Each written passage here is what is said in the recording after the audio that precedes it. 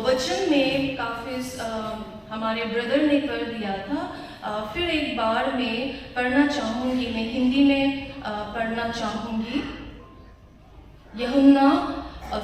Romeo उसका 12 1 से लेके 2 पद तक लिखा गया है। इसीलिए हे भाइयों, मैं तुमसे परमेश्वर की दया स्मरण दिलाकर विनती करता हूँ कि अपने शरीरों को जीवित और पवित्र और परमेश्वर को भावता हुआ बलिदान करके चढ़ाओ, यही तुम्हारी आत्मिक सेवा है। 2 और इस संसार के हृदयस्थ न बनो, परंतु तुम्हारी बुद्धि के नए हो जाने से तुम्हारा चाल चलन भी बदलता जाए, जिससे तुम परमेश्वर की भली और भावती और सिद्ध इच्छा अनुभव से मालूम करते रहो। ये परमेश्वर का वचन है। उसके पढ़े जाने और सुने जाने पर सभी के ऊपर में आशीष है। जस्ट लास्ट वीक में ही हम सभी ने यीशु मसीह के जन्मदिन को हम लोगों ने सेलिब्रेट किया था, और आज ये साल का लास्ट दिन है ना, 31। आज ये साल का लास्ट दिन है और हम बस कुछ ही मिनटों में हम एक नए वर्ष में अपने कदमों को जमाने जा रहे, कदम को हम रखने के लिए जा रहे हैं। और लास्ट वीक में ही हमने सुना था पवित्र वचन के द्वारा कि किस स्थिति में परमेश्वर का जो वचन है इज़राइल लोगों के बीच में आया था ना। जब हम लोग क्रिसमस के बारे में सुना तब हम लोगों को पता चला कि सिचुएशन कैसा था, किस सिचुएशन में प्रभु यीशु मसीह का जन्म हुआ था। जब हम देखते हैं, पढ़ते हैं, हमें ये जानने में आता है कि जब यीशु मसीह का जन्म हुआ, यीशु मसीह का जब ये वाणी आया था कि यीशु मसीह जन्म होने वाला है, उद्धारकर्ता जो दुनिया को उद्धार देने को आने वाला है, उस समय दुनिया जो अंधकार में डूबा हुआ था। ये अंधकार कहे तो लाइट चला गया, बत्ती चला गया, वो अंधकार नहीं, लेकिन आत्मा का अंधेरा में सब कोई डूबा हुआ था। चारों ओर दुखी था ना, दुखी का समय था। अगर हम देखा जाए, मैं दोहराना चाहूंगी क्रिसमस का समय, क्योंकि एवरीथिंग इज रिलेटेड ना, कनेक्ट करता है। हम देखेंगे कि जो आहज राजा था, आहज राजा को यसाया जो प्रॉफिट है उसको परमेश्वर का वाणी आया, और आइजाया जो आहज राजा के साथ गया, और क्योंकि आहज जो क्या कर रहा था, वो दुश्मनों से घिरा हुआ था। सीरिया देश का राजा यरूशलेम में हमला करने वाला था। इवन जो इज़राइल जो कि उसका अपना ही भाई है, वो भी उस पर हमला करने के लिए जा रहा, तो वो टेंशन से पूरा उसका सिर जो घुमा हुआ था। Instead of leaning to God, परमेश्वर पर निर्भर नहीं होकर वो क्या कर रहा है, अश्शूर के राजा से जाके मदद का गुहार लगाने चला जाता है।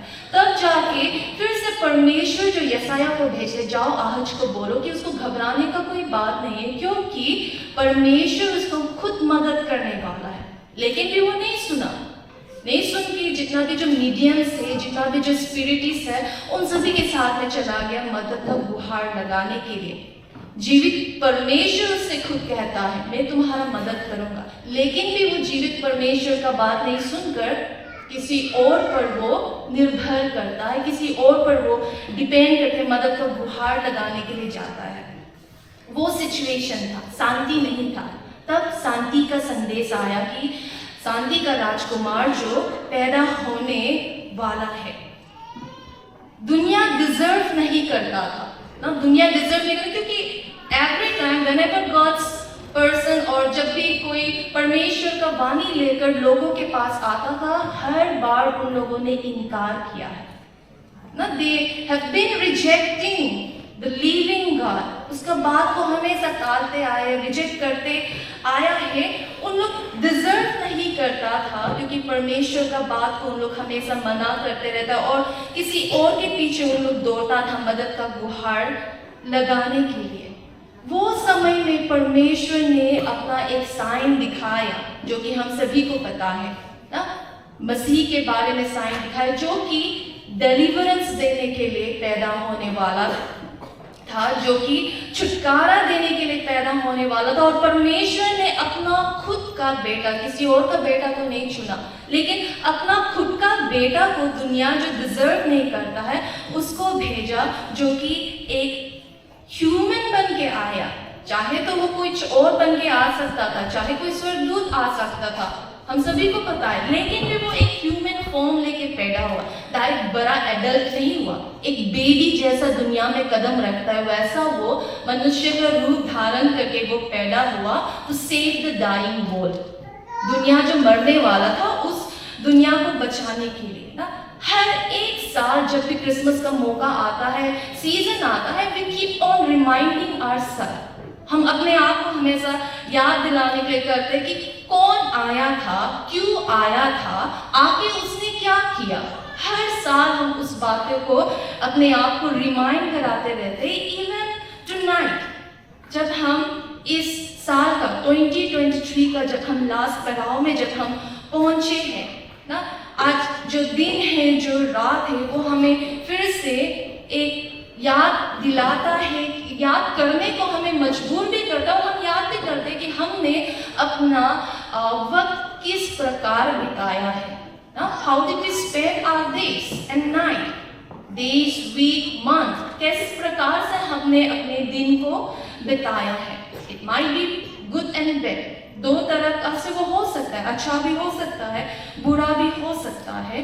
How did you spend your 2023? आपने अपने इस साल को किस तरह से बिताया है? क्या आपने जो रेजोल्यूशन जो लिए थे उस रेजोल्यूशन को आप पूरा कर पाए हो कि नहीं? हर एक साल जब आता है, हर एक साल का जो पहला दिन में हम रेजोल्यूशन बनाते हैं कि अभी मैं ये करने को जाऊंगा, इस साल में मेरा जीवन कुछ ऐसा होगा, लेकिन कितना हद तक हमने उस रेजोल्यूशन को पूरा किया है? Do you like the way you are right now? क्या आप अपने आप को पसंद करते हो? आप मैं संतुष्ट हूँ, मैं जैसा हूँ, मैं वैसा ठीक हूँ? क्या आप अपने आप में बदलाव देखना चाहते हो? क्या आप अपने आप में एक नयापन देखना चाहते हो? इस साल आप कौन सा रेजोल्यूशन को बनाने वाले हो? क्या ये आपका अगले साल से हटके होगा, या फिर वो सेम रेजोल्यूशन जो बार बार आप करते रहते हो लेकिन आप उसे निभाते नहीं हो, जो आप रेजोल्यूशन करते हो? आज का दिन आप कौन सा रेजोल्यूशन बनाओगे? यहाँ पर वचन में जब हम देखते हैं केवल 2 वर्स है, ओनली 2 वर्सेस, जिसमें हम देखेंगे जो कि बस 2 वर्स है, but this versus have very deep meaning. बहुत ही डीप मीनिंग है जो हमको सोच में मजबूर करा देता है कि हम किस प्रकार से अपने जीवन को हम जी रहे हैं। वचन में जब हम देखते हैं हमें ये जानने को मिलता है कि the believers are to be devoted to God. जितने भी जो विश्वासी लोग हैं, विश्वासी लोग को परमेश्वर को अपने आप को पूरी तरह से समर्पण करना पड़ेगा, समर्पित करना पड़ेगा। ये वचन में हम उसको पढ़ते हैं। जो कुछ भी वो है, जो कुछ भी वो है, वो अपने आप को पूरी तरह से परमेश्वर को देना पड़ेगा। चाहे वो आराधना के रूप में क्यों ना हो, वर्शिप के रूप में क्यों ना हो, चाहे वो एक सेवकाई के रूप में, एक सर्विस के रूप में क्यों ना हो, हमको पूरी तरह से समर्पित करना पड़ेगा। Anything less than total devotion is short of God's glory. कुछ भी चीज अगर वो छुप जाता है, पूरा नहीं पहुंच जाता है, वो परमेश्वर को महिमा नहीं देता और वो गलत है अपनी जगह में। जब पूरी रीति से हम परमेश्वर को नहीं समर्पित करते हैं। इसलिए यहाँ पर जो वचन यहाँ पर हम देखेंगे, it's about the relationship between God and his people. उनके संबंध के बारे में यहाँ पर हम देखते हैं कि किस प्रकार से जो विश्वासी जन है उनको अपने आप को परमेश्वर को समर्पित करना पड़ेगा, और उस समर्पित करने का, समर्पण करने के लिए क्या चीज है जो उसको करना पड़ेगा, किस चीज में उसको बदलाव लाना पड़ेगा, अपने सोच में, अपने रहन सहन में, अपने व्यवहार में भी उसमें बदलाव लाना पड़ेगा। उस चीज के बारे में हम यहाँ पर पढ़ते हैं। एक रिक्वेस्ट करता है ना यहाँ पर, आई बिसीच यू, ये जो NKJV में ऐसा लिखा गया है। दूसरे वर्जन में I urge you, ये एक रिक्वेस्ट दे रहा है, विनती कर रहा है, कमांड नहीं कर रहा है, लेकिन एक विनती करता है। पॉल जो उसका ऑडियंस को, जो ये लेटर को पढ़ने वाला है, आज हम उस लेटर को पढ़ रहे हैं, आज हम उनका ऑडियंस है। It is a request being made by apostle Paul. वो ये रिक्वेस्ट करता है कि आप ये ध्यान में रखते हुए परमेश्वर का जितना परमेश्वर ने जो दया दिखाया है, उस दया को ध्यान में रखते हुए जब हम पढ़ेंगे रोमन्स चैप्टर 1 से चैप्टर 11 तक जब हम पढ़ते हैं, उसमें दिखाया गया है कि परमेश्वर ने किस प्रकार से अपना दया को अपना क्रिएशन लोगों को दिखाया है। ये पूरा चैप्टर 11 तक वर्सेस 1 to 11 तक हम उसमें पढ़ते हैं कि मसीह का जो परमेश्वर का दया किस तरह से बरसाया गया है। ये कनेक्ट करता, अगर हम वर्स देखेंगे, वर्स 36 ना, चैप्टर 11 वर्स 36 में यहाँ पे लिखा गया है कि for of him and through him and to him all things are all things to whom be glory forever amen। यहाँ पर काफी सुंदर से लिखा गया है कि उसी से या for him, उसी के वजह से या फिर उसके ही जरिए से सब कुछ बनाया गया है। अपना खुद आपने पैदा नहीं किया है। I am very glad to see जब आप लोगों ने डेडिकेशन के लिए आपका जो जितने भी प्रॉपर्टीज है, चाहे वो मूवेबल हो इनमूवेबल हो, आपने परमेश्वर को समर्पण किया है ताकि परमेश्वर का आशीष रहे।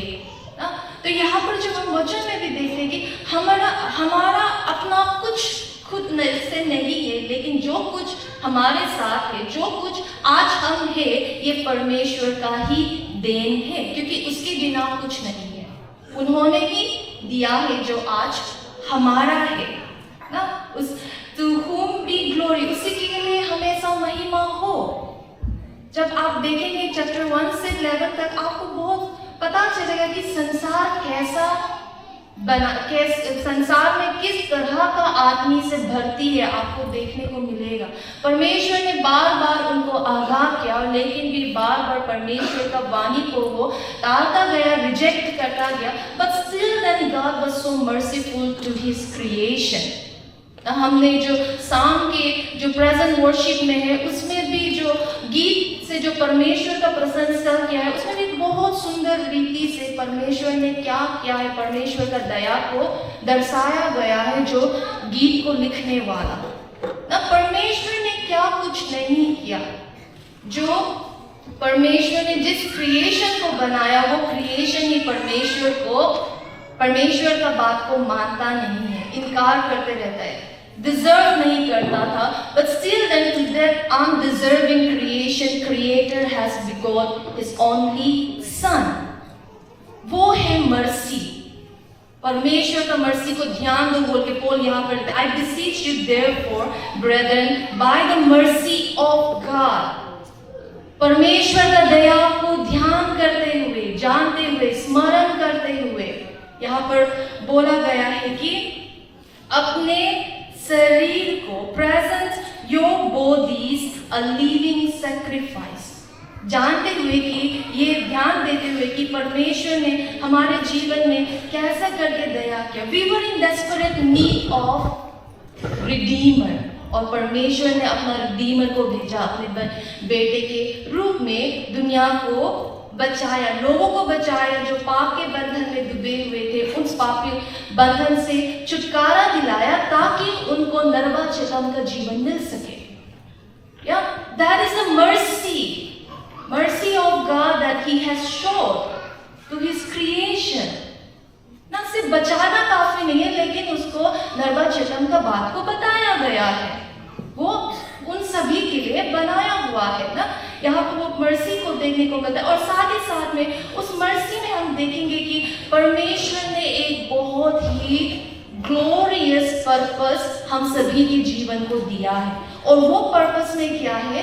जो संदेश प्रभु यीशु मसीह का है, उस संदेश को दूसरे तक भी पहुंचाने का। That is the glorious purpose of life that God has given to His chosen generation. Now वो पर्पस दिया गया है। Therefore, in the light of God's mercy, of all this that God has done for us, we must devote ourselves to God.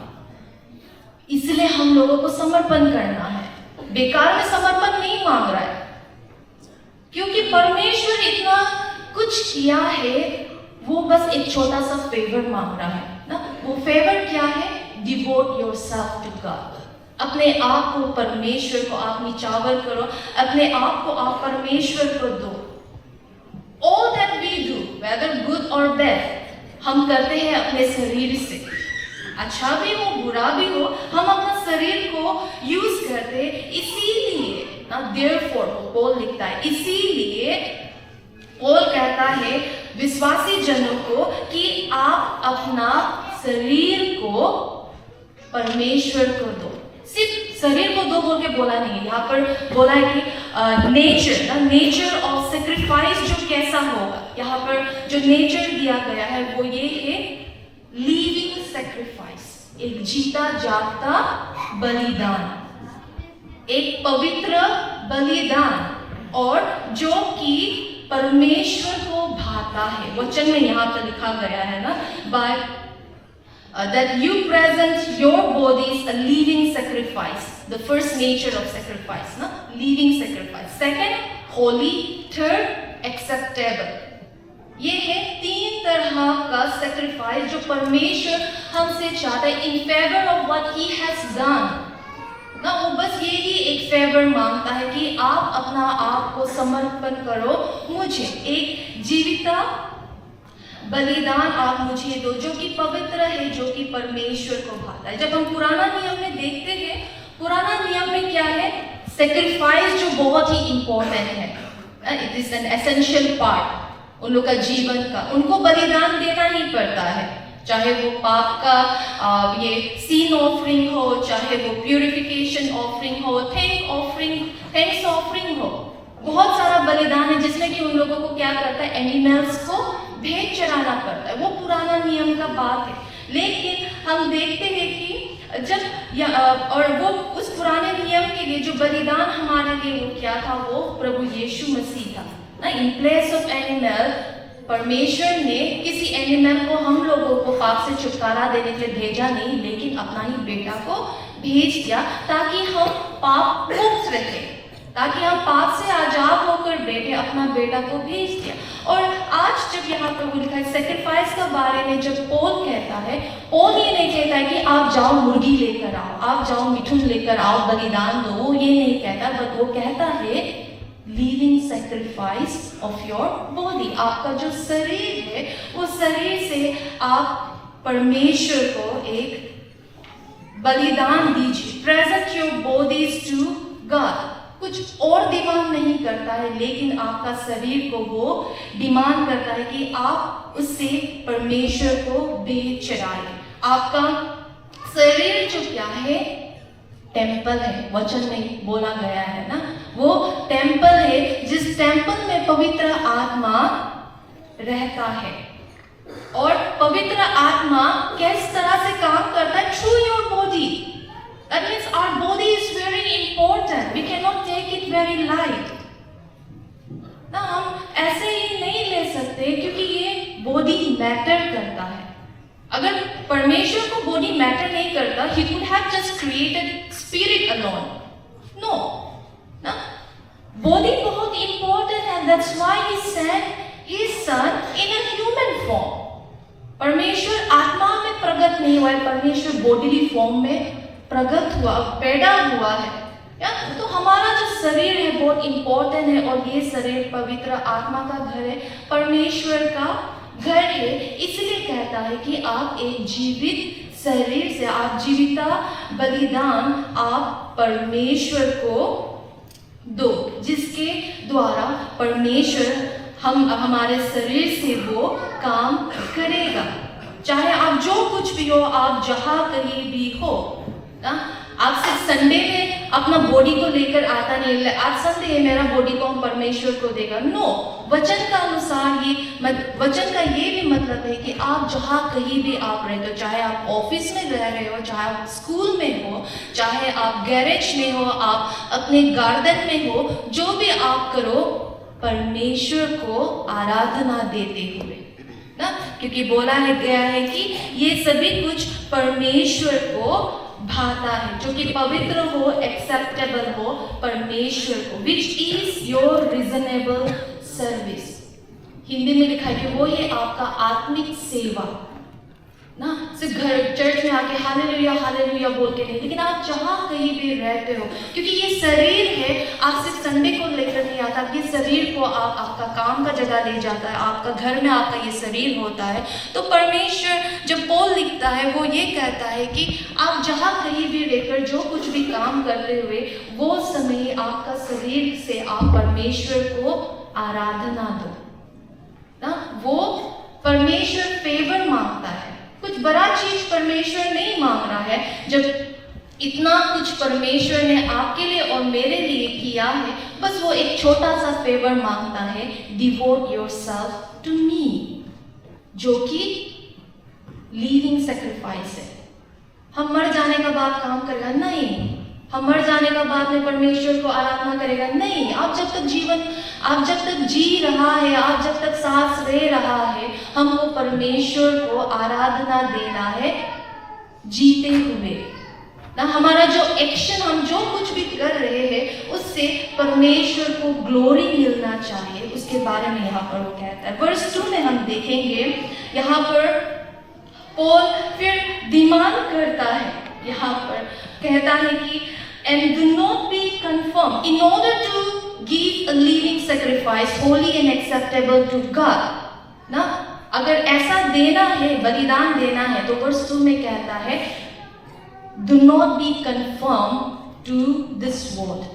अगर आपको जीविता बलिदान देना है, पवित्र बलिदान देना है, आपको दुनिया का चाल चलन में नहीं चलना है, दुनिया जैसा वेशभूषा में रहता है, आपको उसका नकल नहीं मारना है ना। वचन में यहाँ पर लिखा है, अगर आप चाहता है कि आप अपने आप को पूरी तरह से परमेश्वर को देगा, पूरा समर्पण आप अगर करना चाहते हो, तो हमको दुनिया के नक्शे कदम पर चलना नहीं है ना। वो यहाँ पर लिखा गया। यहाँ पर अगर हम देखेंगे जो वर्ड लिया गया है कंफर्म, ऑफ कोर्स हम डिटेल में नहीं जाएगा, लेकिन उसका जो रूट वर्ड है वो ग्रीक से लिया गया है, जो है कि स्कीमा जो रूट वर्ड है, जिसका मतलब है कि जो आउटवर्ड, जो बाहरी चीज है, जो आउटवर्ड अपीयरेंस है, उसको बोला गया, जो कि बदलता रहता है ना। आज आप जो बच्चे यहाँ पर दौड़ता हुआ देखते हैं, या फिर जो 17 इयर्स वाला जो लड़का है, जब वो 70 इयर्स का हो जाता है, they won't look same। क्या डिफरेंस होगा? बहुत सारी झुर्रियाँ निकल जाएंगे, रिंकल्स हो जाएगा।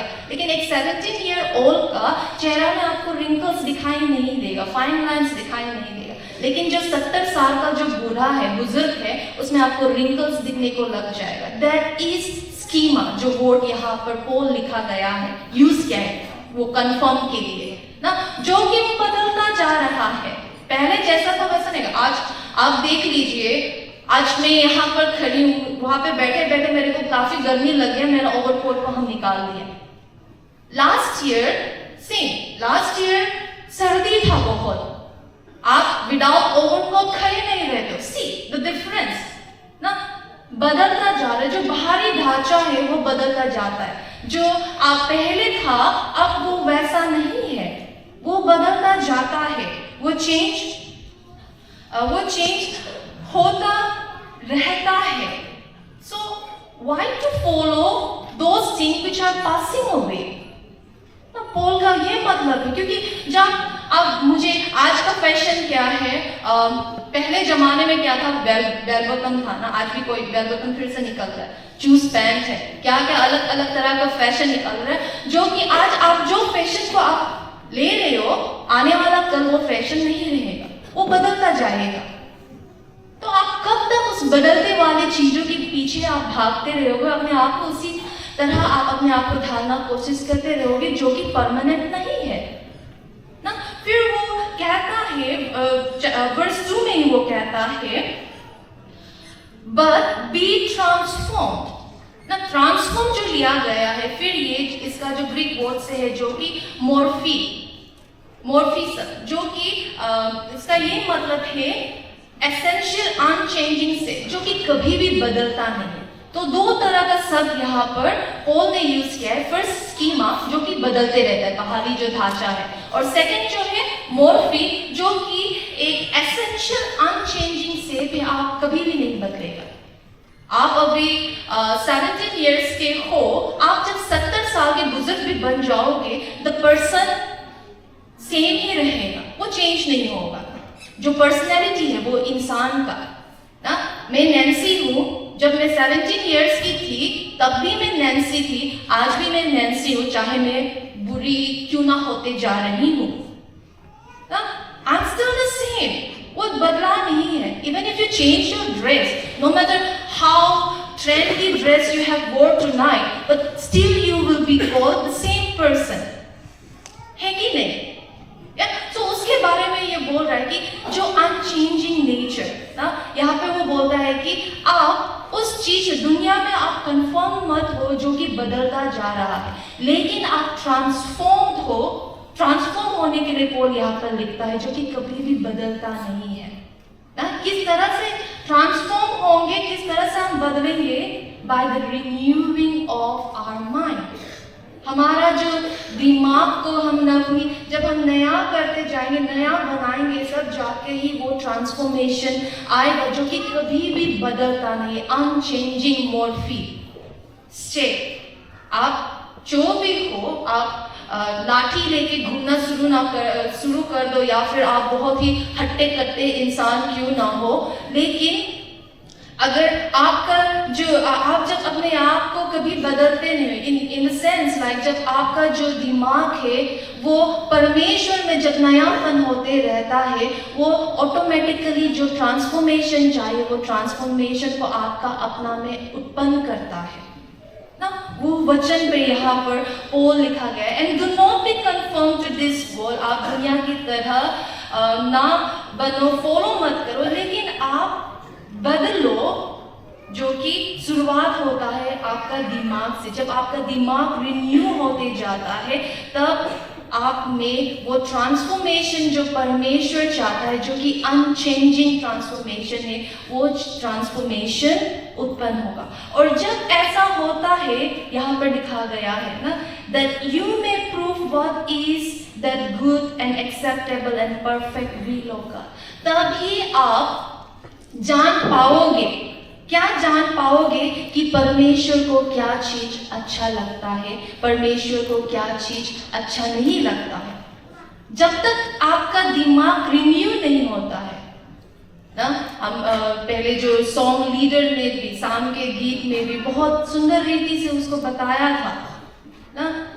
आप जब तक आपका दिमाग जो रिन्यू नहीं होगा, तब तक क्या है, आपका दिल जो दुनिया का पीछे भागते रहेगा। दुनिया कैसा है, आप वैसा भेष में आप क्या घूमने को आपका मन जो तरसते रहेगा। लेकिन जब हमारा दिमाग जो परमेश्वर सेंटर्ड हो जाता है, जब हमारा माइंड जो क्राइस्ट सेंटर्ड हो जाता है, ऑटोमेटिकली वो ट्रांसफॉर्मेशन हमारे जीवन में आते रहता है। हमारा माइंड जो परफेक्ट नहीं है, जैसा प्रभु यीशु मसीह है, पर प्रभु यीशु मसीह परफेक्ट था ना। हमारा माइंड जो परफेक्ट नहीं है, और हमारा माइंड जो कई बार पाप से अफेक्ट हो जाता है ना। पाप वाला चीज जो हमारा माइंड को अफेक्ट कर देता है। कैसे होता है? कुछ उदाहरण के लिए कहेंगे कि लाइक जिस तरह से हम अपने दिमाग को फीड करते हैं ना। फॉर एग्जाम्पल, आप पोर्नोग्राफी, आप मूवी देख रहे हो, you are feeding your mind with that pornography movies and picture, and automatically वो आपके जीवन में भी झलकना शुरू हो जाता है। See, how do you feed our mind also matters a lot. ना आप किस गीतों से अपने माइंड को आप फीड कर रहे हो। कई ऐसे गीत है जो कि बहुत सारा खूंखार वाला होता है, मर्डर किलिंग वो गीत में होता है। आप जब उस चीज को फीड करते हो आपके दिमाग में, वो आपका लाइफ में भी दिखने का चालू हो जाता है। So how do we feed our mind? वचन कहता है we need to renew our mind, then only the transformation will begin. But how do we renew? हम कैसे रिन्यू करेंगे, या फिर हम किस चीज से अपना दिमाग को भर रहे हैं? कौन सा न्यूज से या फिर कौन सा चीज है जो हमारे दिमाग में भर रहा है, जो कि हमारा जीवन में भी झलकता है? रिन्यू दिखता नहीं है, लेकिन वही पुरानापन आते रहता है। तो हमें ये ध्यान देना है कि हम किस तरह से अपने दिमाग को हम फीड कर रहे हैं। या हम अपने दिमाग को दुनिया की चीजों से फीड कर रहे हैं, या फिर परमेश्वर का वचन से हम फीड कर रहे हैं ना? किस चीजों से हम अपने दिमाग को भर रहे हैं? बहुत सारा जब हम देखते हैं नया फैशन निकल जाता है, वो आपको बहुत अट्रैक्ट करता है और आप उसके जैसे बनना चाहते हो। लेकिन जब परमेश्वर का वचन हम देखते हैं, हम जब तक परमेश्वर के वचन में हम इंटरेस्ट नहीं डालेंगे, तब तक वो हमारे दिमाग में वो नहीं भरेगा, हम रिन्यू नहीं हो पाएंगे, क्योंकि हमारा जो सोच है वो सेल्फिश है, क्राइस्ट सेंटर्ड नहीं है। जब हमारा जो सोच क्राइस्ट सेंटर्ड होगा, तब जाके नवीनीकरण, जो नयापन है हम में, वो उत्पन्न होगा। जब प्रभु यीशु हमारा सेंटर बनेगा हमारा जीवन का, तब जाके हम एक सच्चा वाला आराधना परमेश्वर को हम दे पाएंगे। अगर क्राइस्ट सेंटर्ड नहीं है, आप जितने भी कोशिश करो, जस्ट वो एक वर्ल्डली दिखावा हो जाएगा। आउटवर्डली आप दिखाते रहोगे कि आप बहुत आराधना कर रहे हो, लेकिन जब आप अंदर से ही आप ट्रांसफॉर्म नहीं हो, आपका दिमाग ट्रांसफॉर्म नहीं हुआ है प्रभु यीशु मसीह के जरिए, पवित्र आत्मा के जरिए, वो बस एक दिखावट हो जाएगा। तो पॉल यहाँ पर हमसे क्या कहता है, जैसे कि आपका जो थीम है द रोड टू रिन्यूअल ना, नवीनीकरण, जो रास्ता है नवीनीकरण का, इस नवीनीकरण में हम कैसे प्रवेश कर पाएंगे, कैसे करके हम ये नयापन में हम बढ़ पाएंगे, तभी होगा जब हम अपने आप को एक जीवित भेंट परमेश्वर को देंगे, जो कि परमेश्वर का ग्रहण योग्य है, जो कि परमेश्वर अपनाता है। वो तब होगा जब हम दुनिया में कंफर्म नहीं होंगे अपने आप में, लेकिन बदलता जाएंगे, जो बदलाव केवल प्रभु यीशु मसीह के जरिए ही हो सकता है। जब हमारा जीवन क्राइस्ट सेंटर्ड है, मी सेंटर्ड नहीं, लेकिन क्राइस्ट सेंटर्ड जब है, तब जाके ही ये बदलाव आएगा ना। क्योंकि हम लोग दिमाग से सोचते हैं, फिर हम लोग करने पे करते हैं। कई बार हमारा जो फीलिंग्स है उसको भी हम कई बार हम अपने फीलिंग्स में चलते हैं ना। हम लोग ये नहीं सोचते कि परमेश्वर क्या चाहता है, लेकिन हम अपना भावना से पूरा भर जाता है, अपना भावना में कदम देने चलना शुरू हो जाता है। लेकिन यहाँ पर वचन में कहा गया है कि जब आपको अगर परमेश्वर का जो इच्छा है उसको आपको जानना है, जो काम परमेश्वर को भाता है अगर उसको आप जानना है, आप में ये बदलाव होना पड़ेगा। आप दुनिया में कंफर्म नहीं होकर प्रभु यीशु में कंफर्म होना पड़ेगा, तब जाके ही ये बदलाव हमारे जीवन में आएगा ना। अगर नयापन चाहिए, नया साल हर साल आते रहेगा, लेकिन आप जब भी नया साल आता है, आप वही है, आप कोई और नहीं है ना। आप जितना बोलता है, जैसे कि शुरुआत में बोला कि आप हर एक साल नया रेजोल्यूशन बनाते हैं कि मैं ऐसा बनूंगा, मैं जो पीता था नहीं पीऊंगा, मैं जो फूकता था भी नहीं फूकूंगा, मैं जो लेता था नहीं लूंगा। बट स्टिल देन जब समय आता है, आज लास्ट दिन है, कोई बात नहीं, लेट मी एंजॉय, आप फिर से पुराना वाला बन जाते हैं। पॉल कहता है मोर्फी के बारे में ना, जो कि हमको क्या अपना अंदरूनी बदलाव लाना पड़ेगा जब तक अंदरूनी बदलाव नहीं लाएगा, आप जितना बोलते रहेगा, रेजोल्यूशन लेते रहेगा, you will be still the same. आप जितना कपड़ा ऊपर में बदलते रहेगा, लेकिन आप वही है, क्योंकि आपका अंदरूनी बदलाव नहीं आया है। और वो अंदरूनी बदलाव तब आएगा जब प्रभु यीशु मसीह हमारा जीवन का सेंटर होगा।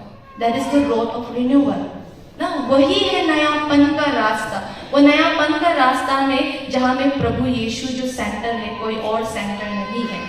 जहाँ में प्रभु यीशु मसीह पर हम कंफर्म होते हैं, और जब प्रभु यीशु मसीह पर कंफर्म होते हैं, तब जाके वो हमारा दिमाग का सोच को बदलता है, जो सोच केवल प्रभु यीशु मसीह पर ही टिका हुआ है, किसी और पर टिका हुआ नहीं। तो आज जो ये अंतिम रात है 2023 का, लेट अस रिमाइंड आवरसेल्फ ना कि हम परमेश्वर का जितना भी जो दया हम पर निछावर किया, उन सभी दया को स्मरण करते हुए, याद करते हुए, परमेश्वर जो बस एक फेवर मांगा है, कोई बड़ा चीज नहीं मांगा है, एक फेवर मांगा है, devote yourself to me, not half heartedly, लेकिन पूरा दिल से, जो कि एक जीवित बलिदान है। मुर्दा बलिदान नहीं मांगा है, लेकिन एक जीवित बलिदान परमेश्वर को दो, जो कि परमेश्वर को भाता है। May the good Lord bless all of us.